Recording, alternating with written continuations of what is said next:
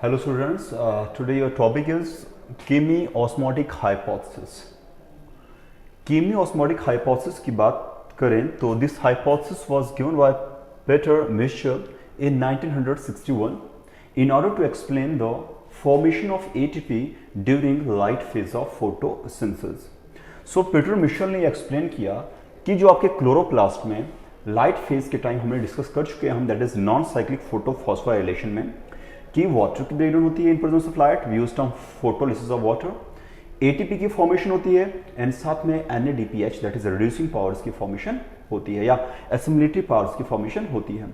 Now ये जो केमियोस्मोटिक hypothesis है, इसमें हम ये फाइंड आउट करेंगे, ये जानेंगे कि किस तरह से क्लोरोप्लास्ट में एटीपी की फॉर्मेशन होती है. सो ATP की according to this hypothesis, according to this Peter Mitchell के अकॉर्डिंग, ड्यूरिंग केमियोस्मोटिक हाइपोथेसिस के अकॉर्डिंग जो ATP की फॉर्मेशन के लिए रिस्पॉन्सिबल है वो आपका है प्रोटॉन ग्रेडियंट. सो इसके according what is responsible for the ATP formation, that is your proton gradient. Between किस किस के बीच में, between stroma and lumen, that is stroma of chloroplast and the lumen of thylakoid. अगर मैं जो मैंने आपको ये शो किया डायग्राम यहां पर, ये एक्चुअली है थाइलोकाइड्स की डायग्राम. थाइलोकाइड की बात की जाए तो थाइलोकाइड जो है it has two membrane, surrounded by two membrane, that is the inner membrane and is your outer membrane. और इन मेम्ब्रेन्स के बीच में स्पेस होता है, दैट इज इंटरथाइलोकाइड स्पेस और इंटरमेम्ब्रेन स्पेस हम बोलते हैं इसे. और जो आपका इस इंटरमेम्ब्रेन स्पेस के अंदर ही आपके ये फोटो सिस्टम जो है ये वर्क करते हैं. अब the enzyme which is responsible for the reduction of NADP into NADPH, ये प्रेजेंट होता है आपका आउटर मेम्ब्रेन सरफेस पर, on the surface of outer membrane, that is toward the stroma. And जो वाटर की फोटोलिसिस होती है वो होती है कहां पर, आपके ल्यूमन में, and that is mainly in the inner membrane. ना होता क्या है, मैंने कहा कि यहां पर प्रोटॉन ग्रेडियंट जो है रिस्पॉन्सिबल है for what, for the formation of ATP in chloroplast. The question arises कि ये प्रोटॉन ग्रेडियंट जो है एस्टेब्लिश कैसे होता है, और मैंने बोला किस किस के बीच में, that is in stroma and in lumen of thylakoid. So this is your thylakoid, this is जो मैं शो कर रहा हूं, assume it this is your stroma and this is the lumen and these are the membrane of thylakoids.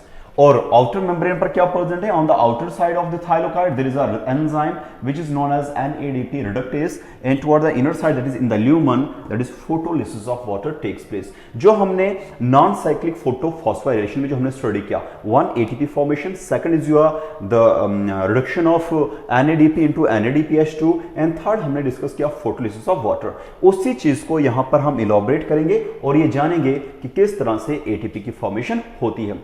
सबसे पहले अगर बात की जाए तो नॉन साइक्लिक फोटोफॉस्फोराइलेशन, क्योंकि जो फोटो सिस्टम है they are present in the intermembrane of thylakoids, thylakoids के मेम्ब्रेन्स के बीच में.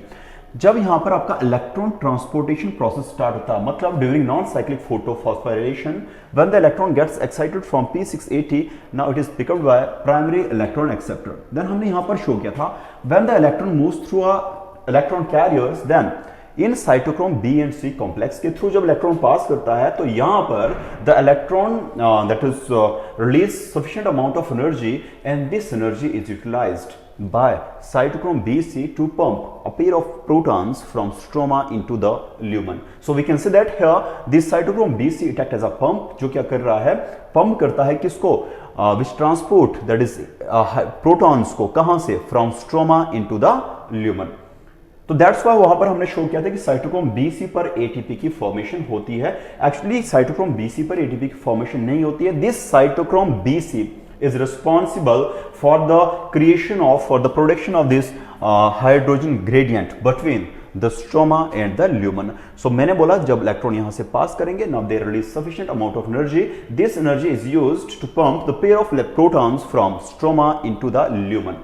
तो ये हो गया आपका कि स्ट्रोमा से ल्यूमन में आ रहे हैं प्रोटॉन, मींस जब प्रोटॉन का ट्रांसपोर्टेशन हो रहा है यहां पर तो स्ट्रोमा में ऑफ कोर्स जो प्रोटॉन की कंसंट्रेशन है वो हो जाएगी कम एंड ल्यूमन में जो है दैट इज प्रोटॉन की कंसंट्रेशन इंक्रीज होगी। सो एक सोर्स तो हो गया प्रोटॉन का ल्यूमन में। ये सेकंड वन, ल्यूमन में ही that is in the inner membrane of thylakoid photolysis of water होगा, जिसकी वजह से 2 प्रोटॉन्स प्रोड्यूस होंगे, नेसेंट ऑक्सीजन प्रोड्यूस होगा एंड साथ में इलेक्ट्रॉन्स। और ये इलेक्ट्रॉन जो है दे शिफ्ट, ये शिफ्ट हो जाते हैं कहां की तरफ, to overcome the deficiency of the electrons in P680। तो ये इलेक्ट्रॉन चले गए यहां। अब प्रोटॉन्स जो हैं ये भी एक्युमुलेट होना शुरू कर जाएंगे, तो ऑफ कोर्स यहां से भी this is also the photolysis of water also act as a source for the production of protons. तो प्रोटॉन एक तो आ रहे हैं from stroma into the lumen first, and दूसरे जब वाटर की ब्रेकडाउन हो रही है इन प्रेजेंस ऑफ लाइट, तो in the same way at the same time proton जो है वो प्रोड्यूस हो रहे हैं। यहां से इलेक्ट्रॉन तो यूज हो गए to overcome the deficiency of electron that is lost by P680 during electron transport chain. Oxygen जो है it is removed as a by product. अब यहां पर जो है प्रोटॉन की कंसंट्रेशन ल्यूमन में होती है ज्यादा और आपके स्ट्रोमा में हो जाएगा कम। सो ये दो फैक्टर हैं which are responsible for increasing the concentration of hydrogen in the lumen. अब होगा क्या? Now this proton tends to move from the region of their higher concentration to lower concentration. But the question is, यहां पर एक important point है, aspect है कि जो प्रोटॉन है ये मूव करेंगे लुमन से स्ट्रोमा के लिए, but they are not able to move from anywhere. कहीं अपनी मर्जी से कहीं से मूव नहीं कर सकते हैं, क्योंकि जो थाइलोकाइड की मेम्ब्रेन है it is impermeable to this protons. तो अब क्वेश्चन अराइज ये होता है कि ये प्रोटॉन मूव कैसे करेंगे।